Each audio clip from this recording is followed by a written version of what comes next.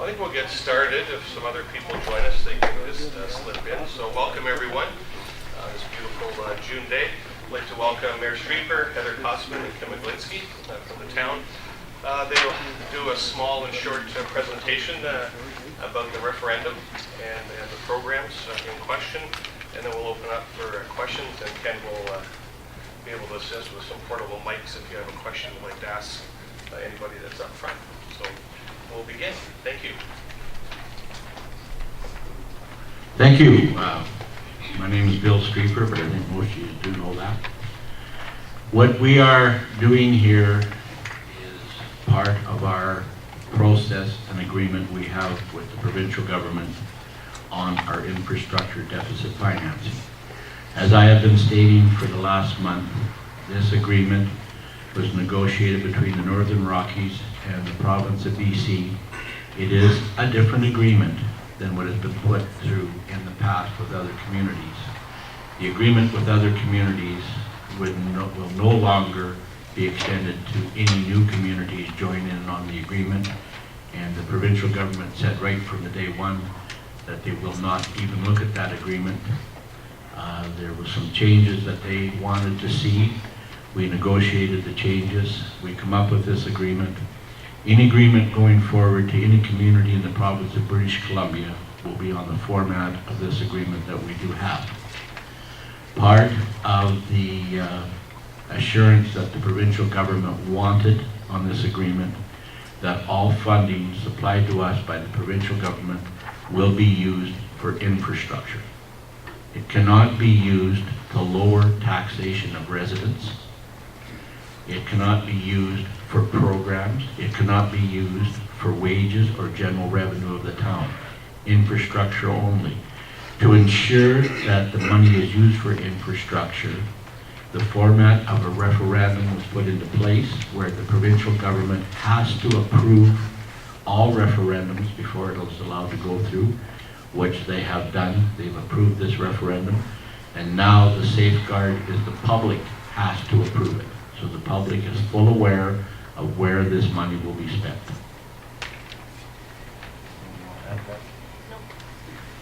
So with that, we'll open up to the questions. And Dave, how are we going to do this?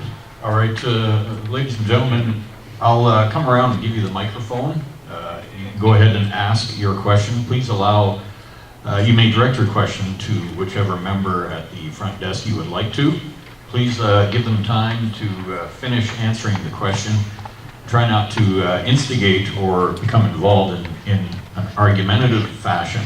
But other than that, the floor is wide open for any questions. So who's first?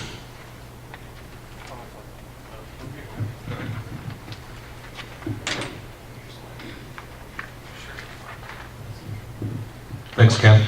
A question about the about 35 million, I believe, in the list for the aquatic center, the addition of the rec center. So one of the questions I have is from an operations point of view, it'll be a significantly more expensive operation than the current pool, and wondering if the operating budget for that has actually been created, if it's available to be viewed, and will there be a potential additional tax burden to operate this new aquatic and recreational facility?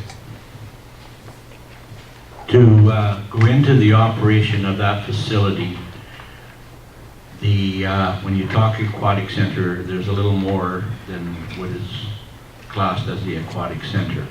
We have some updating that we will be doing to the original arena surface. We have a problem with that being too cold. We have too many users that do not want to use the original surface because it's being too cold.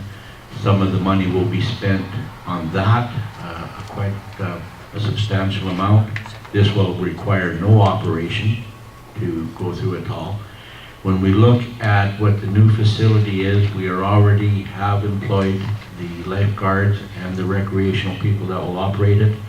There will be a possibility of maybe an increase of 2 jobs. There will be some additional training. The climbing wall will require some additional people, but there will not be a great increase in the labor part of it. And as far as the operating costs, this is one reason we're going ahead with a new aquatic aquatic center is our existing aquatic center, the operation and cost of that is skyrocketing. We are having very big problems with the operating cost of that. We have more or less been told by the company that makes the filter system, don't phone us for parts, we don't make them no more. So it is quite expensive to operate the existing facility, and we do have a water leakage problem in there. We are not returning the water back to the pool that's coming out of it, so the cost on that yearly are increasing, and with the new modern facilities, the cost should go down.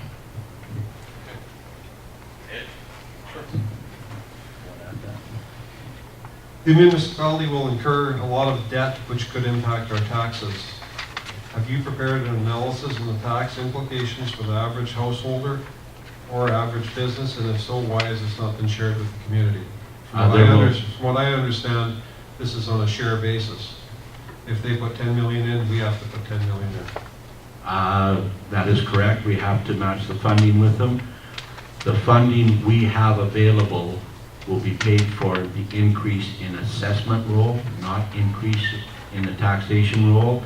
To give you a prime example, the two main cabin plants that are out there, being the one of Enbridge's and being the one of Spectra's, have not entered our taxation roll yet.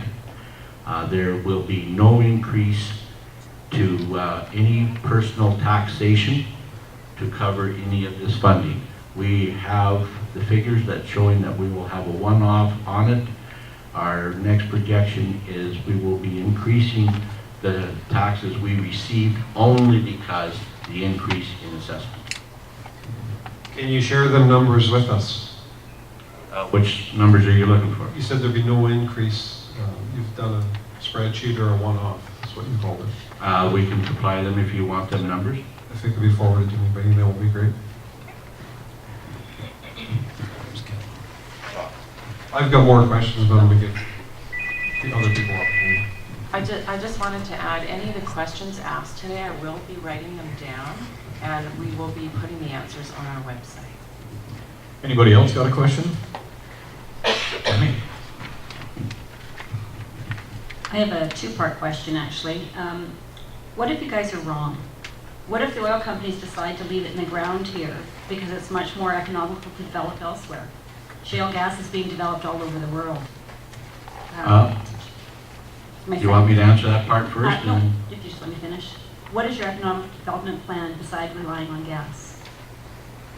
Our agreement with the provincial government is not contingent on anything going from now into the future of development of natural gas. The money that was put forward to this was money that was paid to the provincial government in the past for the land sale of the gas. We have nowhere in our agreement at all saying that if the amount of gas delivered out of Fort Nelson decreases, the funding of this decreases. We are not tied into any aspect of industry increasing or decreasing their operations in the Northern Rockies.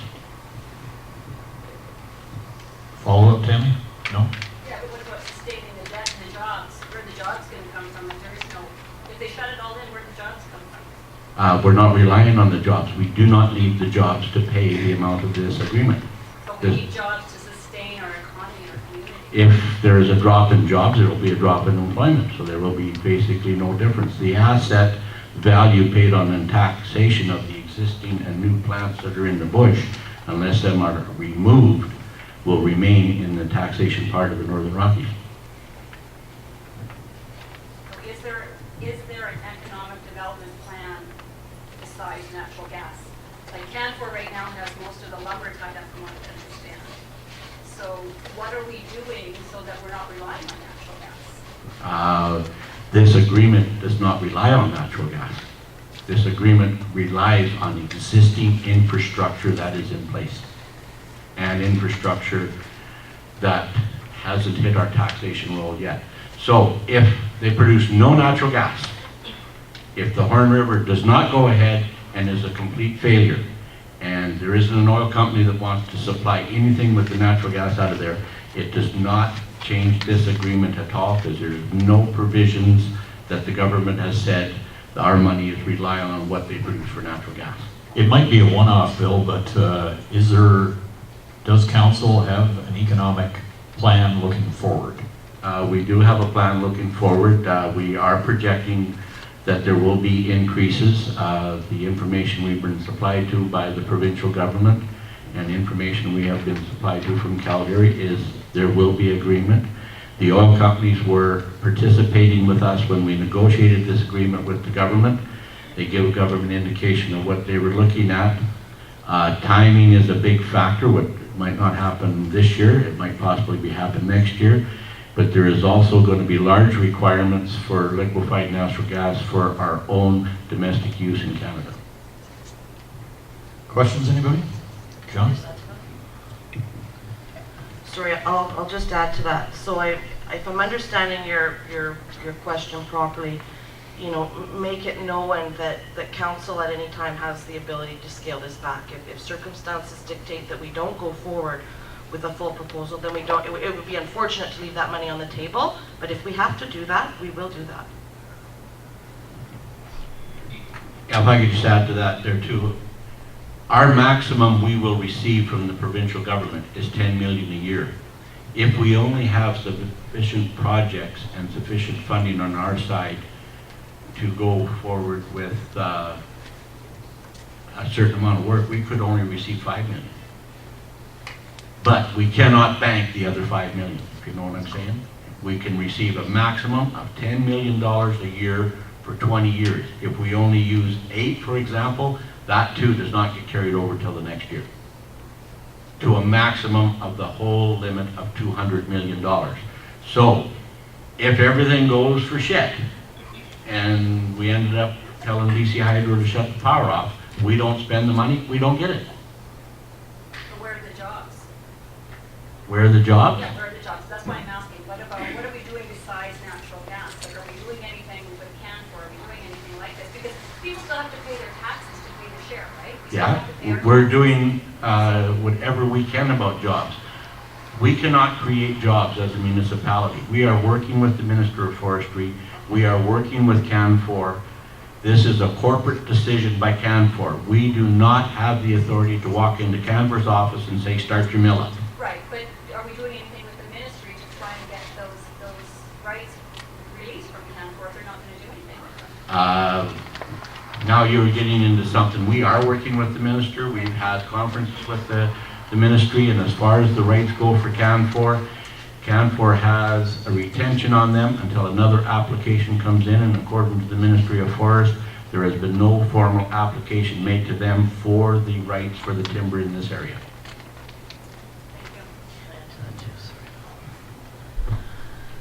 So there's 2 licenses that exist here. There's FL, I can't remember, 0007 or something, and then there's PA 14. Under the agreement, the FL license, to our understanding, Ministry of Forest has said that CanFor is doing nothing wrong.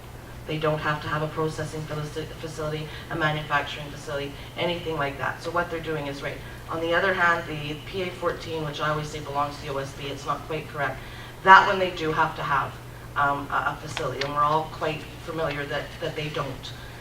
Mayor and council did write a letter to the minister indicating that that we did not support any further extensions on that license until such time as, you know, A, there was a new buyer, B, they started up again.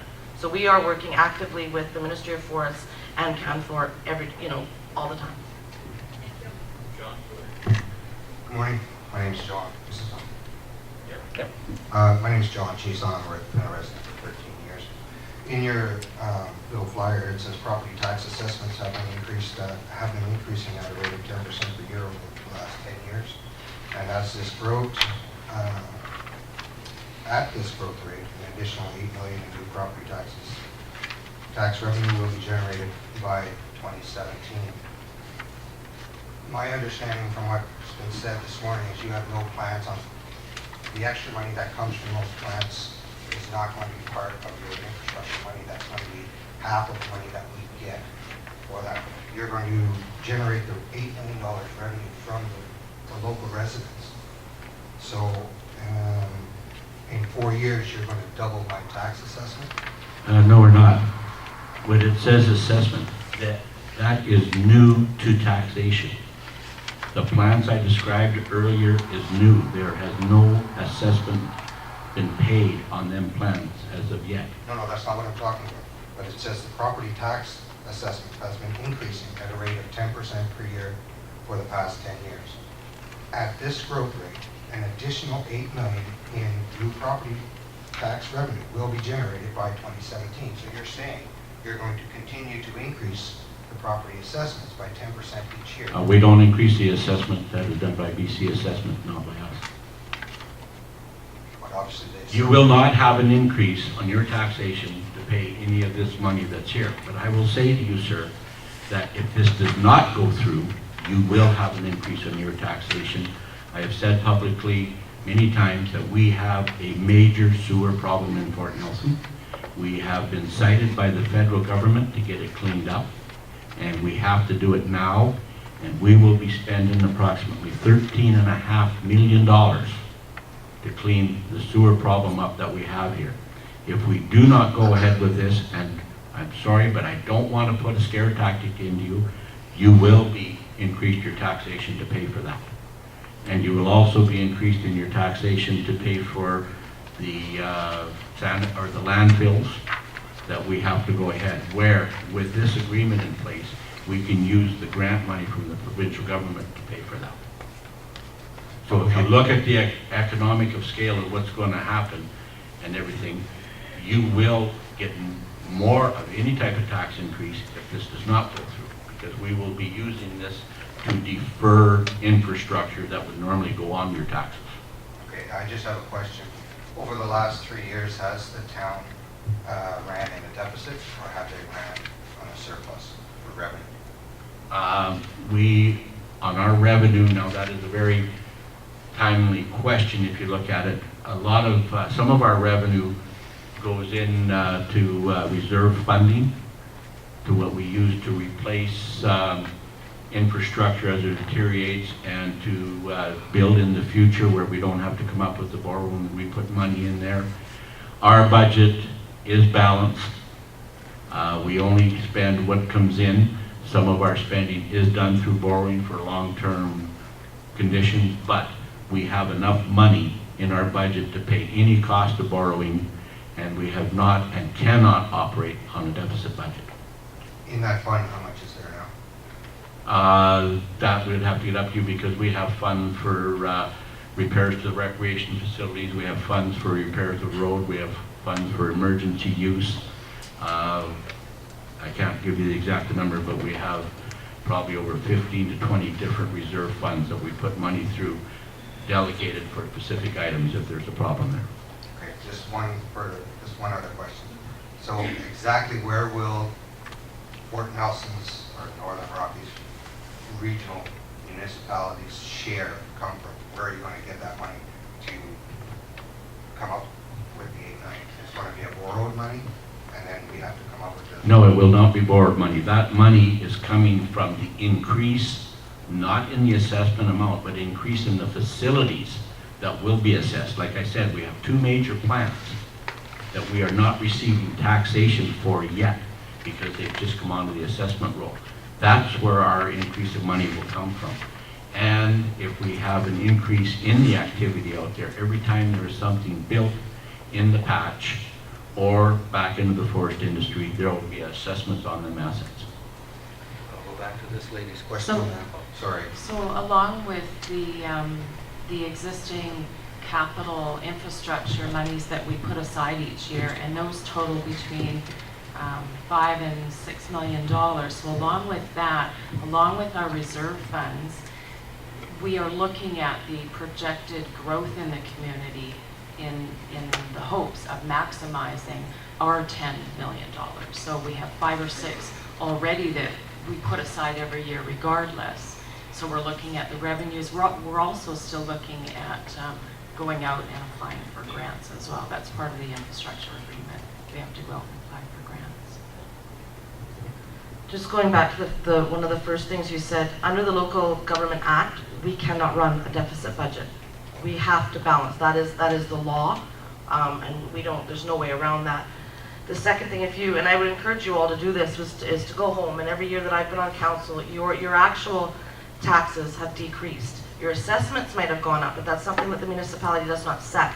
That's something BC assessment sets. So if you take your property tax bills, and I've done it, so I'm not going to go out here on a limb, set them all out from 2009, with the exception of this year, and that's not our fault, that's BC assessment's fault because they made a small calculation error in a $1 million assessment, your taxes have gone down. But if your assessments go up, which we have seen continually, then you're going to see an increase in your overall tax bill.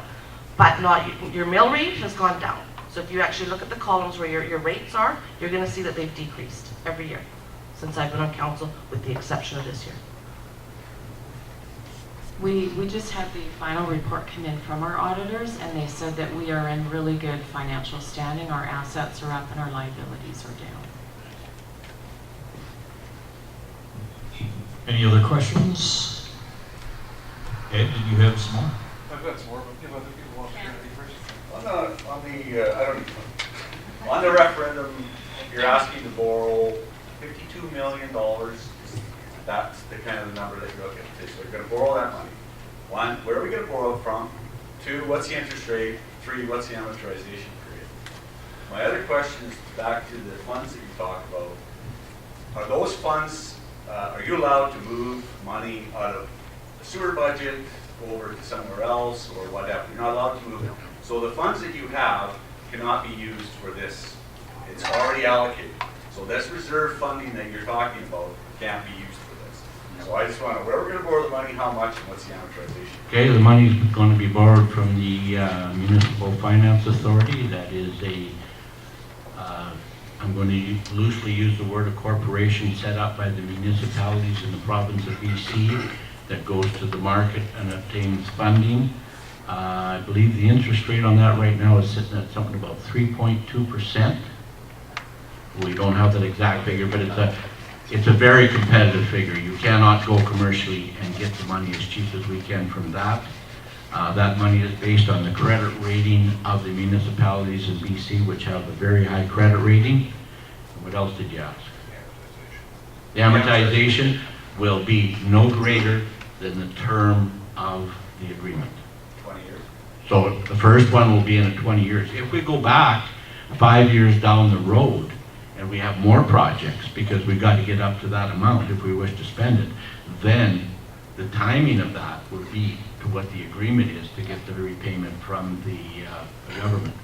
And if I could also just add to that, this agreement, if we have a change, can be reopened. If forest industry comes back into Fort Nelson in a big way and we end up, and I'm going to pull the figure out of the air, end up with another 1,000 employees coming to Fort Nelson, and we have infrastructure problems serving these employees, we can go back to the government and revisit this, as long as we can show the government that they're going to get a return in the forest industry. It would be for stumpage. Where we're getting a return from this is what they've sold the land for in the stumpage, and the royalty fees that are being paid. Is that what you were after? Yeah, and then the 10 million each year, is that you, I'm just a little confused because you talked about the funds, the 10 million that we would have to come up with, which is the maximum for 20 years. Would that be borrowed money, or is all that money going to come from the extra assessed? It will not be borrowed money. We would not go out to borrow money to match what we have to do. What that would be is when we do our budgets, and you can go back and get a copy of our budget, how much we are spending this year in infrastructure. We spend money every year for infrastructure. Infrastructure is also upgrading, repaving streets and roads, upgrading the sewer system, what we've spent at the sanitary landfill. That is all infrastructure. That is our portion of what we're contributing to this. Just one of them, is that a floating interest rate or is it fixed? It's floating. Something else I would encourage you to do, the Municipal Finance Authority has an actual incredible website. Both Mayor Streeper and I do sit on that board. One of us goes and one of us is an alternate. It's not a typical lender. It's not like Scotiabank or CIBC. It's an incredible organization actually. So I would encourage you to go to that website. Just to touch a little bit further on what Mayor Streeper said, I believe, and I'm grasping at my memory here. I believe our tax, our sole income right now is the tax base, is the revenue we get there. I think it's in the neighborhood of $27 million, is that correct? Yeah, will we collect? Says in this pamphlet, 22,395,330. Was it? Okay, so forgive me for using my memory. We spend approximately 6 to 8 million on infrastructure each and every year, depending on the projects we've got. So I mean, this is gonna, just to show you that every year, we're spending 6 to 8 million anyway, right? So we've been able to fund that every year that I've been on council. I can't see it being an issue to continue to fund that amount. So to add what Kim was saying, let's say for example, this year our expenditure on infrastructure is 8 million. All we have to do is show the provincial government we have 8 million coming in, and they'll give us 8 million.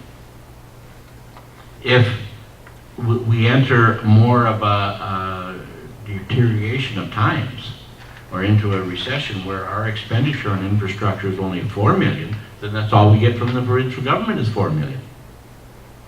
So a lot of this is already in place.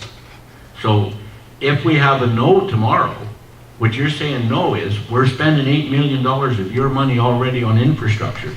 You don't want the government to give us 8. So if the government, when they hand over their 8, there's no target, no place, just goes into general revenues. No, we have to have these projects like we have here already stated that the money is going to go to. The money has to be targeted of where we're going to spend it. So by us borrowing, we contribute our existing 8, and I'm using that as an example. The government puts 8 in. The amount of cost to us to borrow this is only $3.5 million.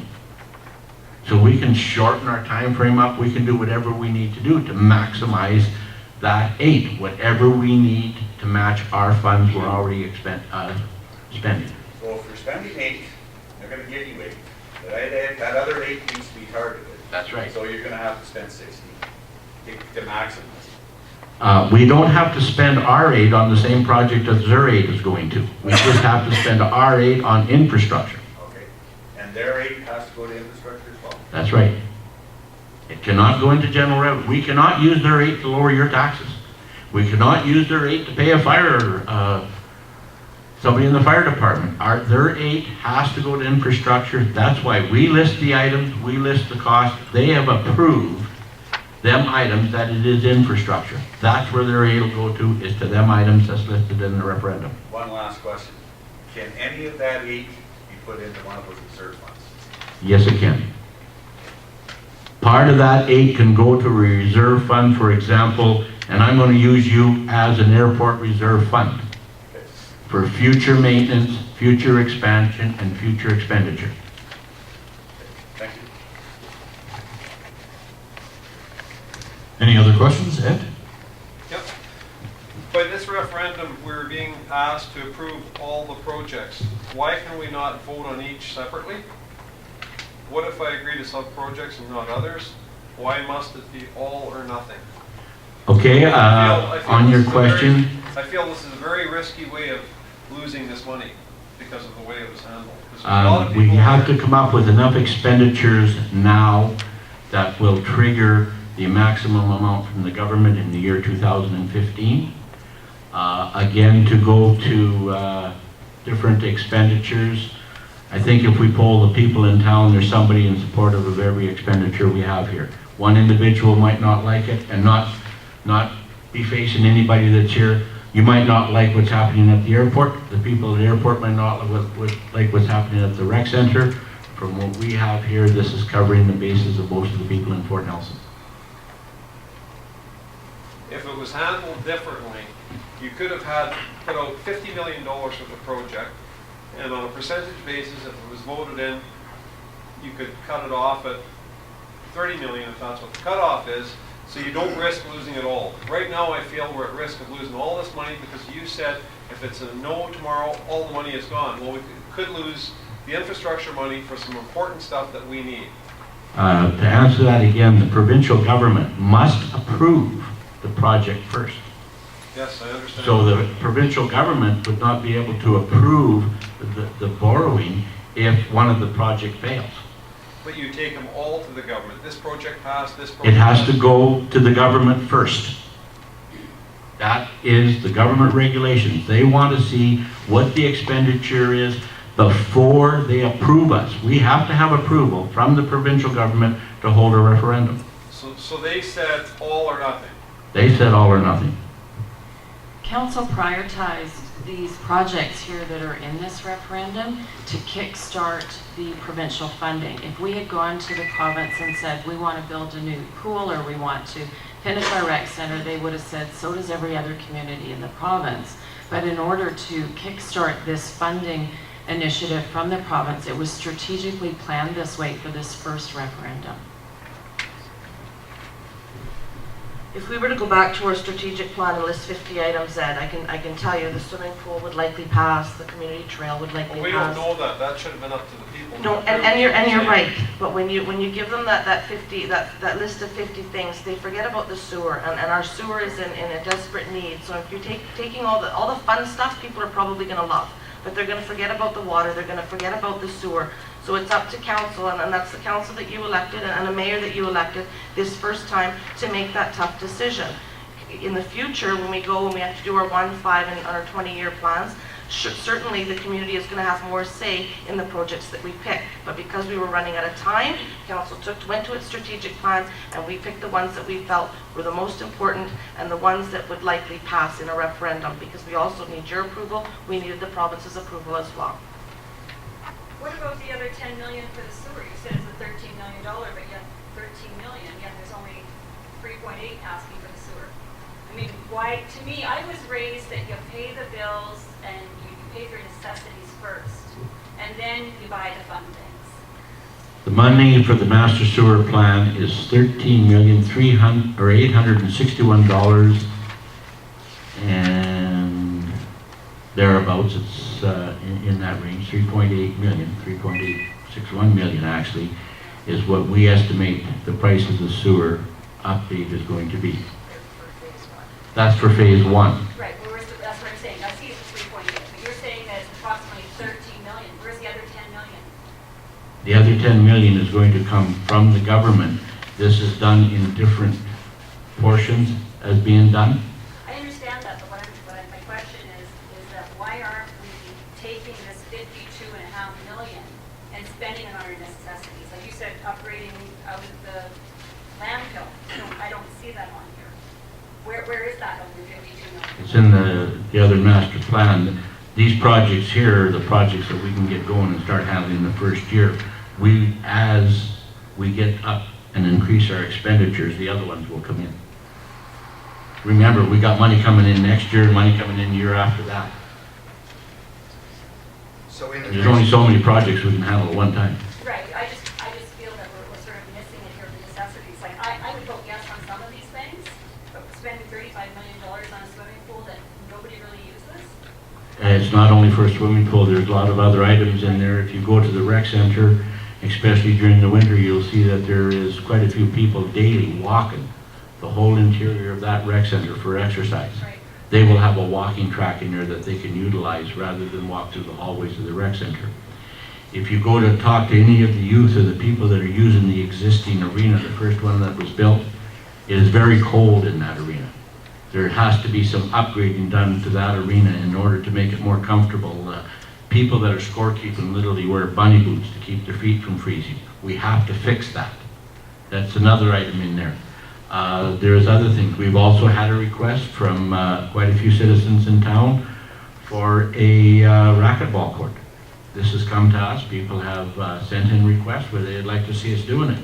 What we're doing is replying to what citizens want. We have stated a lot of times, any citizen or any group that wants facilities, let us know. We'll see what we can do. Everything that we are doing has had requests from people to do. Again, the town hall upgrades, as you all know, we moved into a hotel that went into receivership. It was rebuilt by previous governments. We have to upgrade that facility. We have more employees now than we had 10 years ago. We have people that literally walk through somebody else's office to get to their own office. I don't think any of you is in an office working in kind of conditions. We have to do some upgrades. and we're required to do upgrades, we're required to do fire suppression. These are items we have to do. Just going back to the rec center completion, I'm going to talk just a little bit more specifically about the aquatic center.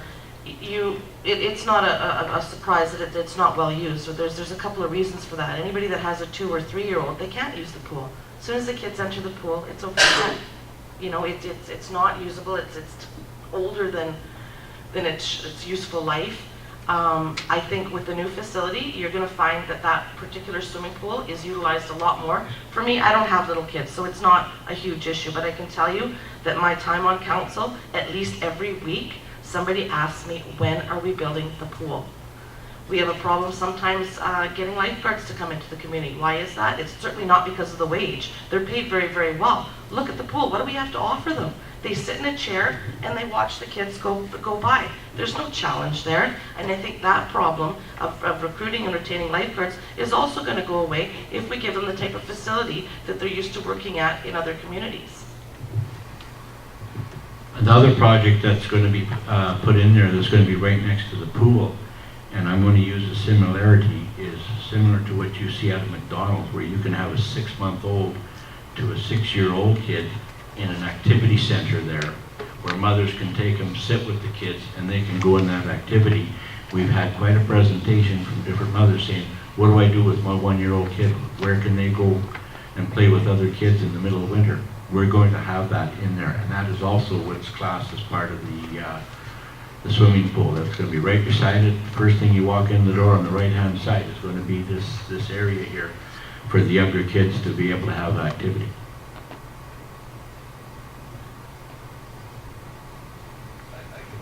I'll probably be able to not use the mic. Just one last question for me about that new complex is I understand there may be some provision for a fitness center, gym complex or operation. Would that be a leased out space to a private operator, or would it be part of the facilities operation that the town would be looking after to actually offer a fitness center, full gym facility? The provisions for that is in the design.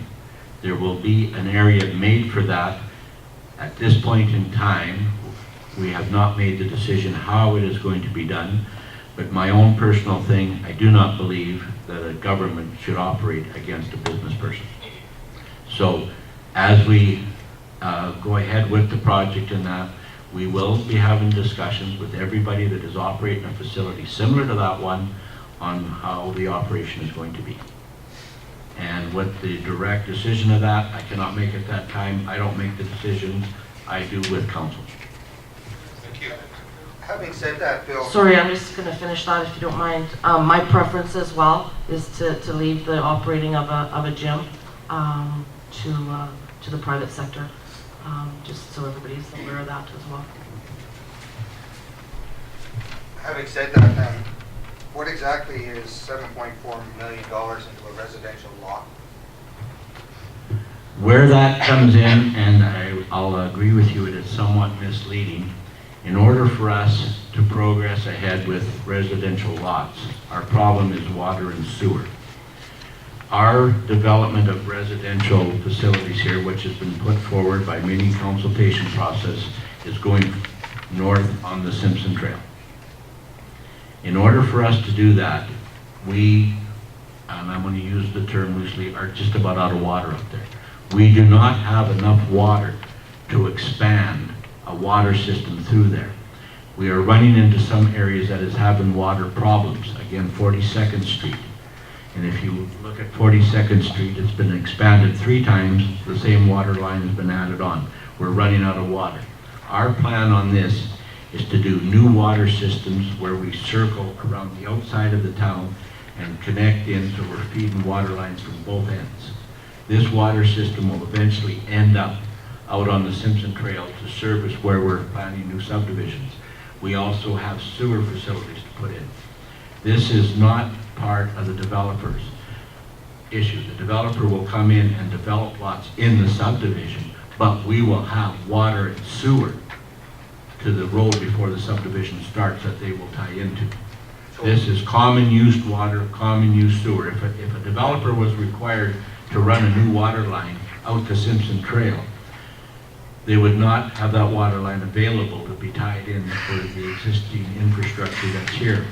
And it is our long-term plan on most of our water lines to make them fed from both ends, a circular system. So if there's a problem, we can shut a valve off and bring the water from the north, or we can bring the water from the south. Whatever we need to maintain a constant water flow to the citizens. Does that not seem very unfair for those that have paid for the water already? Because the local government has not paid for the water system, where the taxpayer has or still may be paying for the water to get to your home based on the town system. Okay, we're not paying for the water to go from the property line to the house. We're paying for the main line to go to the area. I know. And a lot of that water As a will be taxpayer- used. Sorry, as a taxpayer, I paid for that, to bring it not to my house, but to the driveway. Some of it you have paid for, but not a majority of it. The majority of it, we got the money from it, from grants, to put it in. When we did rural water north, rural water south, that was paid a third by the federal government, third by the provincial government, and the third that the northern Rockies had to come up with, and most of that they charged the owner of the property to put the water in there. So a lot of the water systems here have already been joint ventures. It has not been, the maintenance has been paid for by the taxpayer, but not the installation of the water systems. Well, a third has been. But the third was also paid by the property owner. Part of that third That's what I mean, as a property owner. comes from the property owner. We recoup that cost when the developer sells it, though, do we not? We'll recoup some of that back on the sale of the properties, yes. But when we look at this line going up there, for example, we have had quite a few comments from the people living in the Angus subdivision and living in certain areas on the hill that they have a lack of water pressure and a lack of water supply. This line would come around and feed back into them same people that you typically say have already paid for it. There will be no cost to them for us to feed the line from the other direction. If I'm not mistaken, those people didn't pay for it anyways. Those new subdivisions didn't pay for the water the same way that I did. They paid for the water in the subdivision, not for the main line running by the subdivision. Yeah, that's correct. All we're gonna do is run the water by it. We're not putting water into the subdivision. That's the developer's issue. What we're gonna do is run the main line so it's available to them. Then they will tie onto it. Which is really no different than running, redoing the water lines on my street or on 42nd Street or on 43rd Street. You're paying for that on your taxes. Everybody is. That's part of This is over and above my general tax bill. Yeah, except your property now is worth more money because you paid to have water put to your property. So you've done all right. Whether it's some poor bastard now that's gonna put a house up beside you or whatever, just because he's put it up and he didn't have to pay, your property's still worth way more money now than it was before. Right? So we're beating a dead horse here. Sorry. My biggest concern that I have, business guy here, is the hospital and the airport. Those are my two main, I have people here that have to go out of town, have babies, and we always donate so much money to the hospital. I have a hard time with it. And it's a very bad income for my people having to go for 3 weeks out of this town. I'm trying to build this town. We're asking for all this money. We want this town to grow. Yet, I can't get people to come and live in Port Nelson because there's no real hospital, sort of, to say, right? There's no, it costs you more to fly out of here than it does if you were to drive to Grand Prairie or whatever. These are all things in the wintertime that sooner or later, if we've got all this money, we'll start looking at some of that stuff, right? That's my opinion, right? And I agree with what's going on here, and some of the stuff that we have to vote for, I don't want to have, but I can see in the long term, that's the way we've got to go. Okay, if I could just address your issues there. Doctor recruitment is one of our priorities. We own and we have bought houses with the taxpayers' money, and we offer this to any doctor that wants to locate here for 1 year. And we do that to encourage new doctors to come in, come and see the community. One of the houses that we did own, we ended up selling it to the doctor that lives in that house. One of the main reasons that doctor come here was we supplied housing for that doctor. We have done everything conceivable that we can as a municipal government to attract doctors here. We work with Northern Health on it. We work with the other doctors here trying to bring them in. But some of the doctors, and we pay for their way to come up and look at the community, have looked at the community and said, this is not a modern enough community for us to come into. And they turned around and went back out again. So by taking this, by doing these facilities, by filling the ditches on the Alaska Highway, we're going to make this a modern community, which is going to help everybody concerned attract more doctors. As we get the parks up, as we get better subdivisions up, oil companies right now are having trouble attracting employees here because there's nowhere for them to build houses.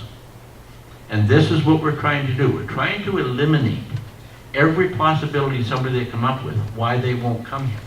And doctors, and this is why we're looking long-term to get into do something with primary health care. What are we going to do for that? But again, primary health care is an issue. We have doctors that have a private clinic. I do not want to see us putting money up to make another clinic to compete with doctors that are already here. So this is something we work with pretty well on a daily basis. And I think you will agree, when you come into a community and it's got a nice main street through town, it's got nice parks, it's got proper recreation facilities, and like, you might not be one that wants the recreation center, but the people you're trying to bring to town do. And when they look at this and they say, there's everything here for our family, why wouldn't we want to live here? That's what we're trying to do. And, you know, even if we wanted to attract another airline for competition here, the way our airport sits right now and the existing stuff that we need, we're never going to get it. No, that's something we need to look into, because that really has, for our town to grow, we need that to grow. So. If you look at the expansion we've done at the airport and you walk in there and wonder why that one room is where it is, that is actually where we're hoping to have security one day. And that's why it was done that way. And if you look at the master plan of the airport, as money allows, we're going to expand the terminal.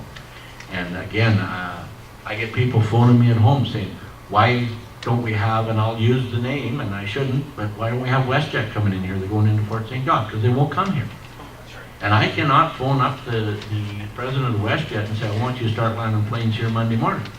We have to have conditions at the airport that is available for these people to be able to handle their passengers and to what conditions they need to operate out of. And one of the big ones right now is we do not have security. You cannot leave here with a direct flight and land at the Vancouver International Airport. We will not allow you there because your passengers on your plane have not cleared security. And we're working on it. The other little issue we do have, well, it's not really a little issue, but is the apron out in front of part of the terminal building going all the way down. We can't use it. It's past its useful life. I believe in the referendum, the amount spent on the airport, that is what that is for. And also here we have two gentlemen here that are present right now that use the airport quite extensively, and where they're at the airport does not qualify for any federal funding at all. So when we have to go there, and these two gentlemen do employ quite a few people in Fort Nelson and contribute a lot to our economy, it is up to us, the taxpayer and the municipality, to make a facility there that they can operate out of. And another big issue that's coming up at the airport is water. So yeah, just on the referendum, the amount for the referendum that's listed under airport upgrades is just over 5.8 million. 2.2 million for the apron area 1, and well, another 2.2, just about 2.3 million for apron area B. Those are things that we have to take charge of now, fix them now, if we have any hope of having, you know, larger airlines coming in and out of here, because right now we've got a portion of our apron that we can't use at all. So we are looking at the airport very, very seriously. Just on the airport, the last time I looked at a proposal for that apron expansion, I believe the number that was on there was $19 million. Obviously, this must be a scaled back version of that that apron extension. So what parts have been taken out, what parts? What we're looking at, to start with Cam, there is the piece that's condemned. Yep. And I don't believe that that original price was 19. It was 19 million to do that, and what forestry wanted down at the other end, and other projects that were added onto it. And so we're going to single that piece out now with looking at future expansion as we progress at the airport. Are you just going to fix that piece for that 2.3 million? Is there going to be an apron expansion in front of the terminal for parking? We've already looked at the major expansion of expanding that to the south, Okay. but that is not in this amount. I have a question. I know, I think provincially right now, cost overruns for capital projects end up being, I think there's an average of about 50% on top of the original estimate. Are cost overruns included in this agreement with the province if we pitch in, if we have a project that's 20 million and it goes 5 million over budget, 10 million over budget, is that still 50-50 share with the province, or are we responsible for that? If we experience a cost overrun, no, this amount that here is the amount that's set. So if we go through with the 52 million and we end up with a cost overrun, that is not part of this. But I think if you go back and look at our record, we have a very good record. We have not had cost overruns. We are very comfortable with the amount we have in the project. We have looked at the costing to build. We have gone back to the engineering firms that have done the studying. And every major project that we have done as council, I'm going to say in the last 5, 6, 7 years, we've actually come in under budget. The existing rec center we have over there, when it was built, we come in enough under budget that we built the part that the Chamber of Commerce is in, basically for what we were under budget. So we do have an allowances there. Matter of fact, we had a meeting 2 days ago with one of the major contractors that wants to go onto the rec center, and we are even a little bit under that figure that's there. Speaking about historical capital projects, in the last 5 to 10 years, what has the municipality spent on average for projects that would qualify for this new funding? How much are we scaling up over the current normal standard operating municipality? We will be scaling up a little bit. We have projects down here that's been on, I'm going to use the word want list for a couple of years. As you know, we've had quite a discussion with Stats Canada over our population. The minute our population exceeds 5,000, we're responsible for 70% of the cost of the RCMP that's used in the municipality. The RCMP have told us they needed a new facility. The highway portion of the RCMP here have already moved out of that facility that's there, and they rent from a private person, and that is something that the expense is going to come to the municipality. Our fire department, we have spent millions of dollars on proper updated fire equipment. They are having problems with their facility. Our public works department needs to expand, so our long-term view is for the public works to expand into the fire hall, the RCMP, and other facilities to move to a new facility that's over here at the start of the airport connector. And some of that facilities there will be leased back to the provincial government, which will help defer the cost. It's sort of, there's another area of the question, I guess, what I was trying to go to was, if we're supposed to be spending 10 million a year for the next 20 years, how much of an increase is that over what we've been doing historically? And if the gap that we have to match is, how much, specifically about these 2 other plants that we have coming in, do we have any sort of estimate of how much additional income we're going to be getting in the next year when these assessments come in, and how much of that gap is going to close? Yeah, yes, we do have estimates of what we're going to get when the new assessment of the plants come in.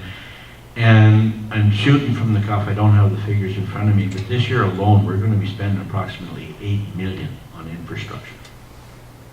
So looking at that, if that's all the money we have to spend on infrastructure, then the government will match it with 8. that we can do 8 more in expenditures. If we don't go ahead with the referendum, we'll still be spending that 8, and that'll be increasing yearly as our community expands. And we will not be matched with government. What government's doing is giving us money on top of this to go with more projects. No, I get that. I'm just trying to get some perspective as to. What we how much of a change estimate we're that talking. by 2015, with the new bills that will be going on our assessment rolls, we'll have no problem covering the 10. Do we And have that's, numbers backing most of that that up, is coming out of the 2 gas plants that are just completed. though? Are there numbers backing that up, though? That's, like, I'd just like to see the figures. Yep, you can get the figures. Okay. Yep, Heather will have it on the website on this, and if you're not satisfied and have more questions in, a week, phone the office. Come on over. All right, thank you. You're a citizen. You're welcome in there anytime you want. All right, thanks. We represent you. So if this doesn't go through, if citizens vote this down, will you be putting forward another referendum with other items that we can vote on? Will you be finding out individually, like, okay, what are people voting down? Are they voting down the pool? Are they voting down the airport? Are they voting down whatever? Will you be giving people a choice as to what we can go forward with? If it's voted down, again, we will not, to do another referendum would probably take a year to do. That means we would miss probably the first year of our money coming back from the provincial government. And with the information we got, most of the people want the projects that are here. I know there's some people that don't want a swimming pool, and they'll argue that they don't, but there's a lot of people that do. Okay, I understand what you're saying, but what if no? What's the plan? Then we just missed out on the money. Okay, but what is the plan going forward? We missed out on the money, so now what do we do? How do we go forward to make sure the next referendum is what people want if this one gets voted down? Well, probably the best thing to go forward with that is when we tell people we're having a public meeting, if a bunch of them, like right now, show up, then we would have an indication of where they want to go. Was there a public meeting asking what we wanted to see in the referendum? There has been public meetings asking people what they want. There's an OCP that's out there. A lot of the stuff we derive from is from our OCP, and it's in the OCP. This is what people want us to do.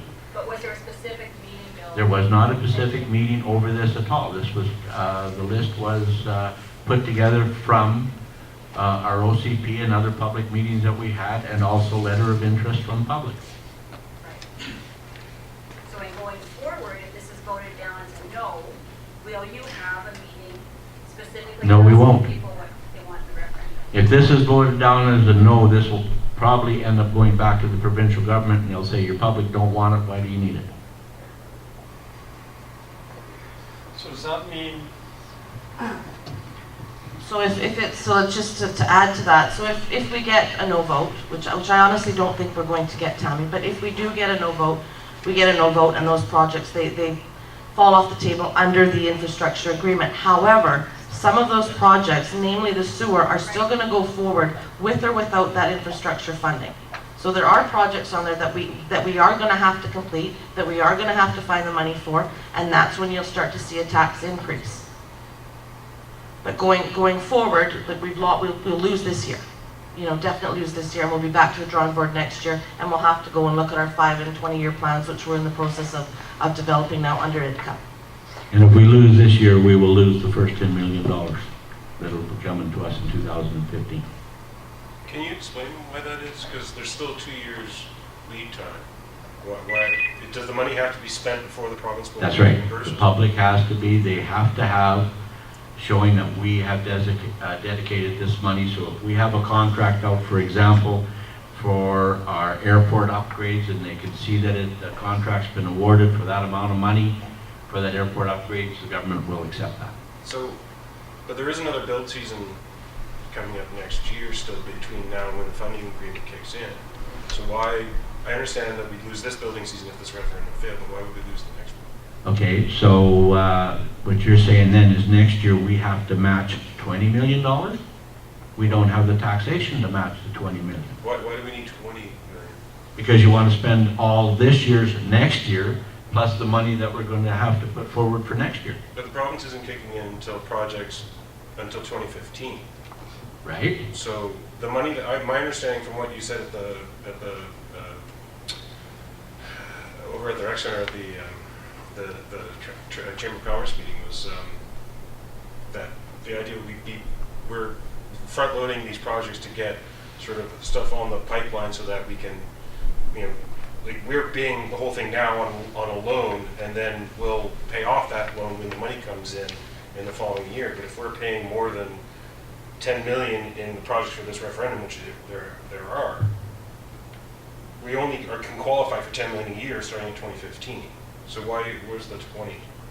Okay, if we do not do any projects this year, we've got to do 10 million this year, we've got to do 10 million next year, and we've got to do 10 million the year after that. We have to do 10 million every year for 20 years. But the agreement doesn't start in 2015. That's part. I'm just not understanding the language. We have to have these projects on the go. We have to have contracts in place in order for them to qualify. So what you're saying is in 2015, we're going to come up with with contracts. At that point, the time is too short. It's not going to happen. But why do we need 20 million? Are you saying 20 million total or 20 million of our funding? We would need 20 million of our funding if we're going to do 20 million of projects in a year, and the government's only going to pay 10. Yes, but we only need to have 10 million of projects up going before 2015 in order to get the 2015 10 million. Okay, we have to have 20 million for this year, which is paid in 15. The 20 million next year will be paid in 2016. It's a year behind. The 20 million, It's a year behind. the 10 million later. Because next year's 2014. That's not, I guess, I'm just not getting the math, I guess. It's a year behind it, the schedule's But like, it's 2 years. I know, but by the time they had submitted in, the year's already gone by, Oh, okay. right? Yeah, that's the part I just wasn't getting. Sorry, I just didn't understand that there's a whole paperwork process. Okay?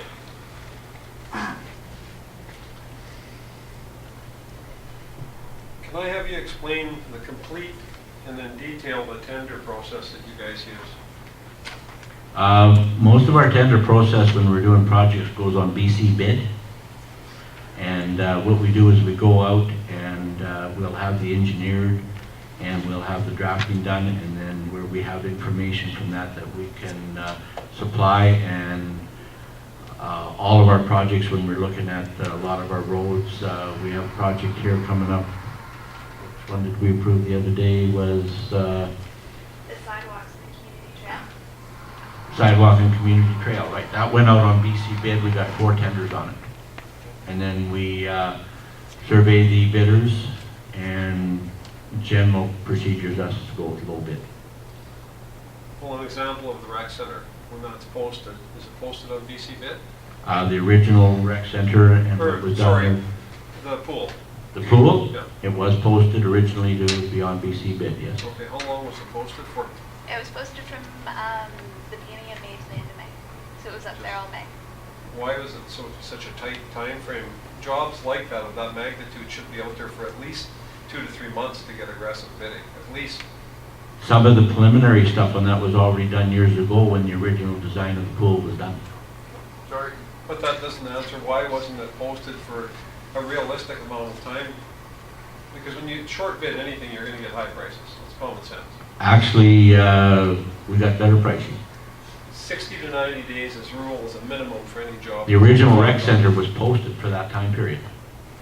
This is just a completion of it. The original plans were already done. So has the pool been rebid then?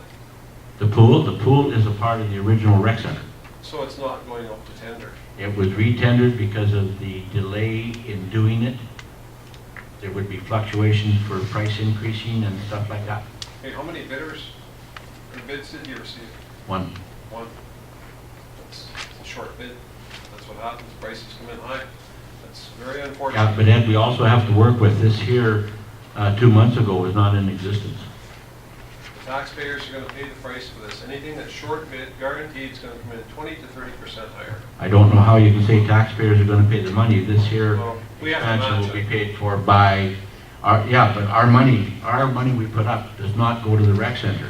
The money we put up for infrastructure can also go for paving roads. Well, that money could have been taken and put towards other things. And You know, we don't have to spend our match money on this project, as long as our match money goes for but infrastructure. the government's portion we could have got more bang for our buck doing other projects if it was tendered in a proper fashion. It's just disappointing to see it's short tendered. Well, that might be one project that maybe, you know, the restraints are there, but, you know, we had a provincial election come up. We've been working on this agreement for 4 years. We got the 4 years in. The government said, go ahead. We had to run. We had to get them back with a list of projects. If we didn't, we shortened our referendum up as much as we could to get this going because, as you know, you don't all of a sudden source the materials overnight. It takes a long time to source the materials on a project this size. Realistically, it probably should have been a job for next spring by the time all of the drawings and so on are completed. Could have been a job, but the public that had influence in this said they didn't want to wait. They wanted to go ahead right now. We had the money available. That was the decision that was made.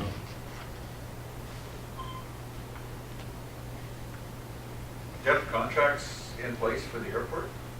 As it stands right now, no. That is in the engineering process, and then they will be posted on BC Bid. And how long will they be posted for? It's been posted since the beginning of May, and it's actually closing on June 12th. Well, Yeah, it's currently on our website and also on BC Bid.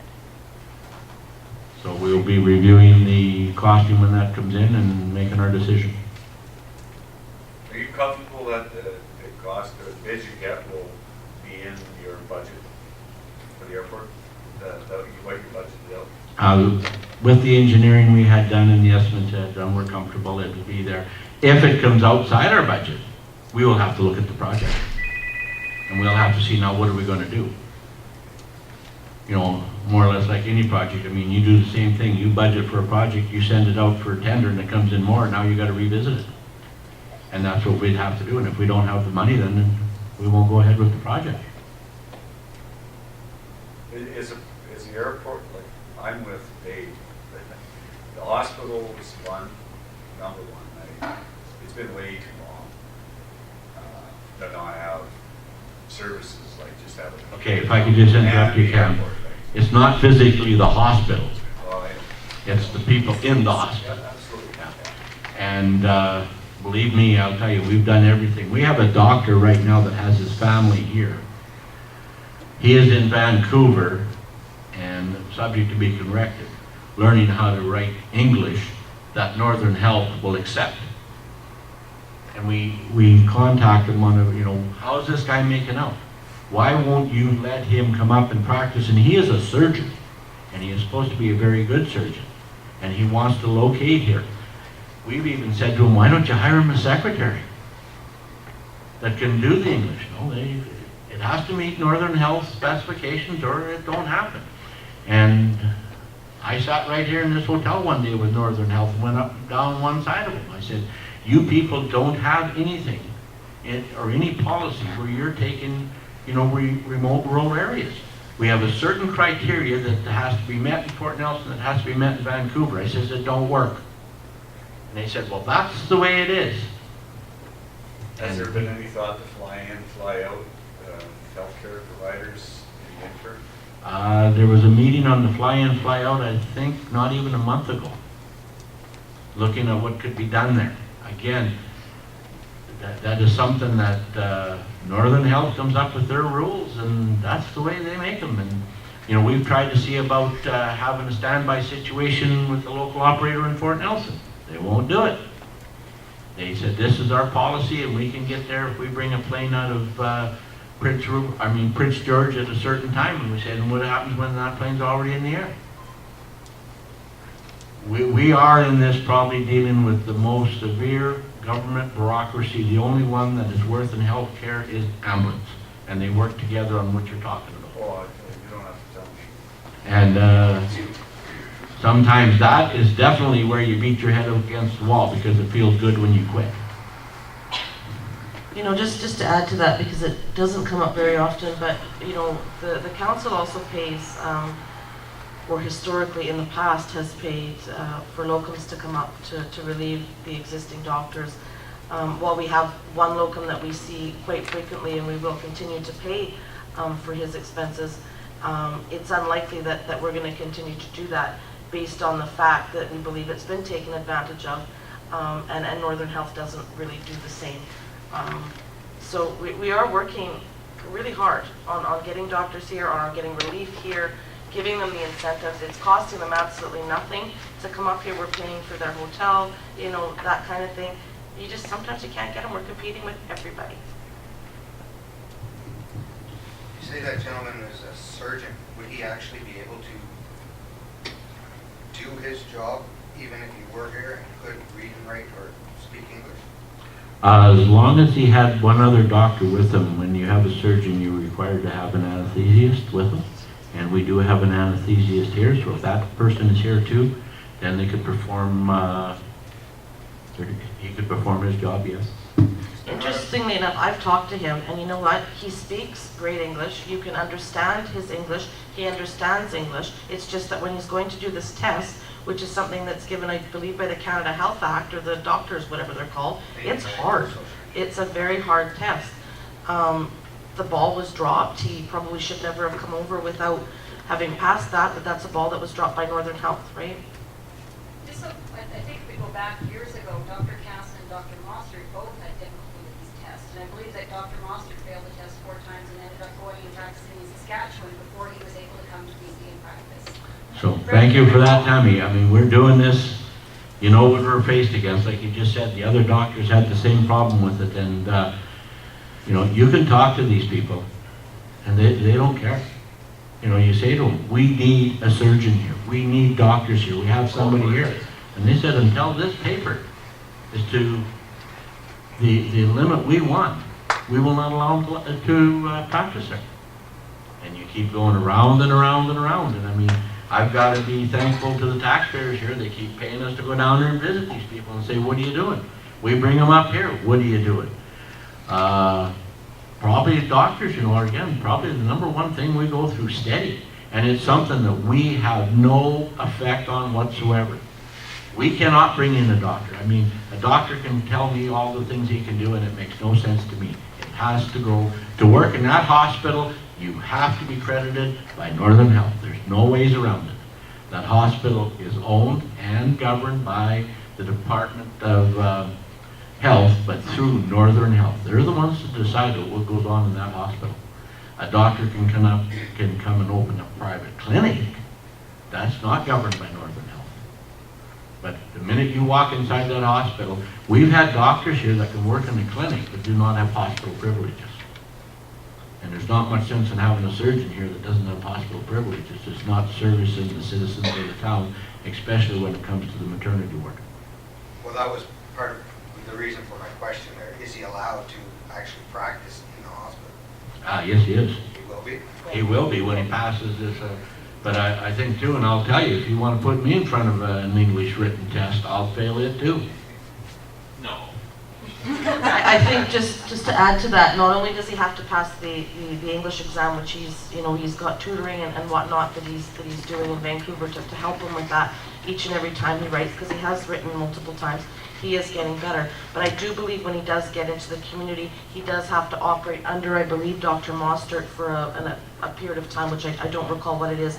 And then when Dr. Mostert is satisfied that he can, go out on his own, then he does that, if that makes sense. So there's still a little bit of a process left with this doctor.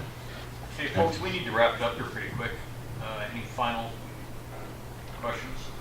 I have one more. Has a traffic study been completed with the addition of the pool to the rec center? Because I know that's a big thing. Yes, it was. It has? Yep. Is that available? It is. I think it's actually on our website, is it not? It's not out The yet. traffic study, phase 1 has been approved by council. The rest of the document has not yet been approved by council, so phase 1, essentially, we could disseminate that. What is phase 1? That is the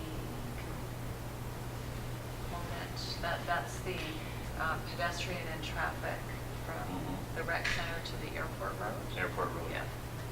How many turns on each corner, how many vehicles are utilizing each road, But the amount of traffic and the amount of times they're on certain when you streets. do a development within the community of Fort Nelson, they now require a traffic study. Has it been done for this specific project, the pool? No, it's been done for the rec center. It hasn't been done for the pool. Originally, the pool was in the rec center. It was due to funding restraints that it was not done. Is that available? Can you post that? Phase 1 of the traffic study, yes. Which included the rec center, is what Bill said. It includes that intersection. Okay. Now what about parking there? Obviously, they have a parking issue. with Oh, kids we do have a on the parking street. issue, and believe me, we're working on that too. Again, we're back to some restraints. We're still dealing with DPW on the property there and the land there because of contamination. We're looking at some different aspects of it. We're looking at possibly some across the street. That has not been finalized yet. And we are working long-term on parking facilities to go out more to the west. Towards HME. Good question there on that. If you look at HME, and if you go over there and have a good look, do we start narrowing up the parking lot, or do we try to get rid of some of the hill? We'll get rid of some of the hill because it's just a matter of time before some young kid's going to get hit. This will help us. When we know that we have this money available, and if we're looking at what we're going to do in 2014 and 2015, knowing we have more money available, we definitely can work, and especially with other developers here that do want some dirt, and say, get it off the end of that hill. Let's start getting something going. From what I understand, a good portion of the hill is contaminated. Is that correct? This is where we have to work with DPW, yes. When you talk about across the road, are you talking across the Alaska Highway or across? Both. Legislators. Where across the road, across the Alaska Highway? What we are is we are in discussions right now, again, with Public Works Canada, because the land from the edge of the Art Fraser Park to the Alaska Highway is in the Alaska Highway right-of-way.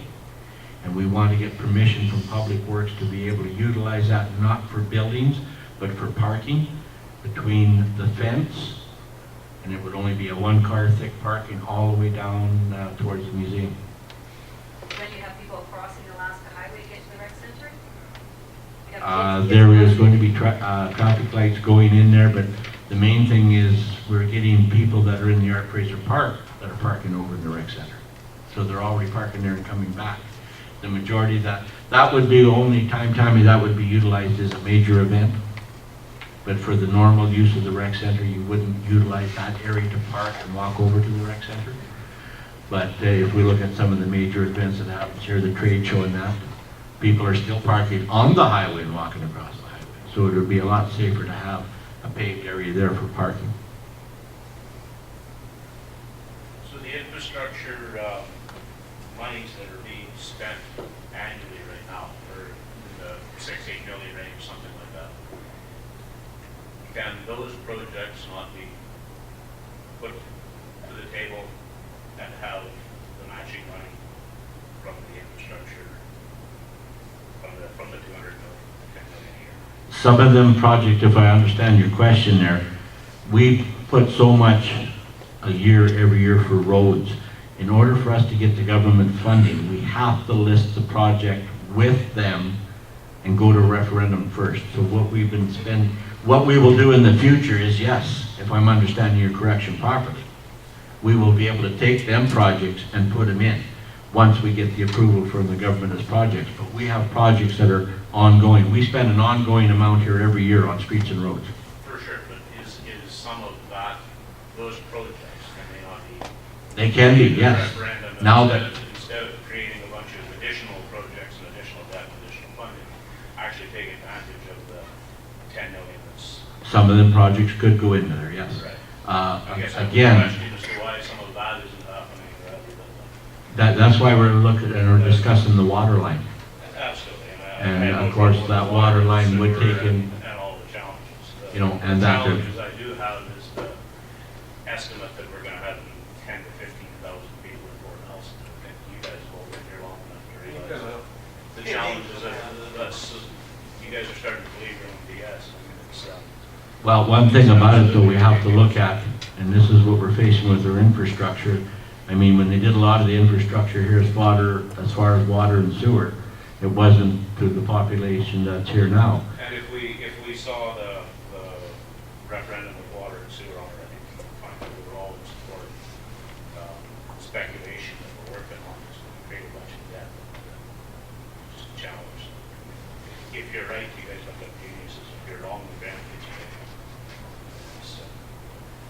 But we already had the question earlier about what we're going to do for the forest industry. When the forest industry was here, they had 665 employees.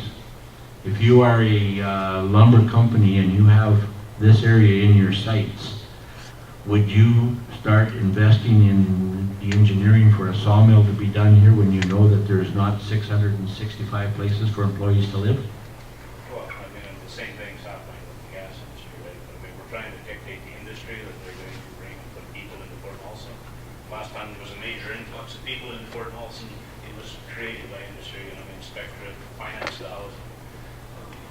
Until we see the natural gas industry, the energy industry actually come and support and make it so that it's economical for people to come and live here. It's not going to happen. We're not going to dictate the industry what's going to happen. It's unrealistic.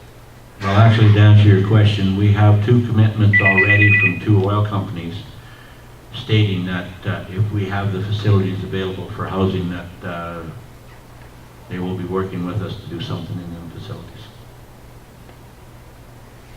And the sawmill's a big one. I mean, we're definitely, and this has been addressed by some people that have shown interest on putting a sawmill here, and the main thing says we have nowhere right now for employees. So, yes, the 15,000 might be a long figure down the road. I don't think I would be sitting in the office at my age when there's 15,000, but we still have to look to the future. And the cost to put in a 10-inch water line compared to an 8-inch water line, the price of the pipe is not the cost, it's the digging of the hole. So do you have those commitments in writing, Bill? You know, even if you take the projected growth, we've got that housing plan and it goes from 75 to 15 to whatever. Take the 15 right off the table and even just use the 75, which is probably a little bit more realistic, but that could happen very, very quickly. And I can see the population getting to 7,500, I can. Based on what? Based on the information that the council gets from the Horn River Producers Group all of the time. We meet with these guys, even though they're not here and they're not doing what we're used to them doing, we're still meeting with them all the time, Ron, all the time. I'm talking to them every day. I've been working with them for 4 years. But yeah, I understand the speculation, and at this point, it's speculation. I mean, we're putting an awful lot of faith in speculation. Okay, so be it, Ron. What does that have to do with this infrastructure agreement? Well, I think that we could be using the funding in a lot more appropriate places. We still got to upgrade the water lines, we still got to upgrade the sewer lines. Absolutely. I mean, we got people screaming at us that they don't have water, so that's where some of the money's going. That's why I was asking to see whether we can, whether the projects that are already in place, the infrastructure spending that we're already doing, would qualify for the additional funding. If that's the case, I applaud you guys for what you've done to get to where you're at, or to call it fair share money, call it whatever you like. I don't believe we've got the wrong people on the job here. It's just the decisions that are getting made are based on risk. You guys are risking public money. Okay, I think Cam, and we'll call that the last question. That 10, the source where the money that comes from the government can only go to infrastructure Correct. projects. Okay. And that means water, sewer, roads, Buildings, town squares, emergency services, fire trucks. It cannot go to pay wages. It cannot go to programs, like we cannot do social programs with it. Does not qualify. It has to be approved by the provincial government in a referendum process to start with. We had some stuff we wanted to get started here and it was turned down. It has to be on completion of projects and then it has to be approved by the residents of the Northern Rockies. And every time we go forward to access this, we'll have to come back to the residents again, and that's their rules. Right now, the Peace River District gets a blank check. We will never get a blank check. Nobody will get a blank check anymore. They're also getting audited too right now for that. Any infrastructure funding for communities will have to go through this process. All right, ladies and gentlemen, thanks very much. Thank you, Mayor, Councilor Winsky, and Heather Costin.